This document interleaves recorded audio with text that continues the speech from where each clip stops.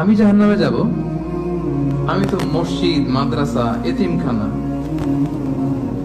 বৃদ্ধাশ্রম এমন কিছু নাই যে বাকি রাখছি। শত শত মসজিদ আমি করেছি, আমি কেন জাহান্নামে যাব?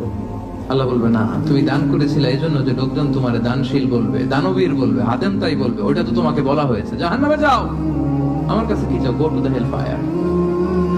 সেদিন আল্লাহ তাআলা অনেক আলেমকে ডাকবেন, অনেক দাঈদেরকে ডাকবেন, অনেক দুআত ইলাল্লাহদের তিনি ডাকবেন।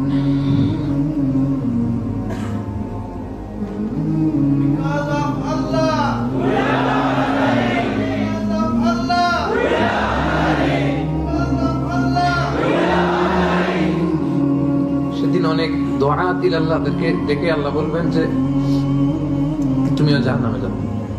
সে বলবে, আল্লাহ কেন? আমি মানুষকে কোরআন শিখিয়েছি, আমি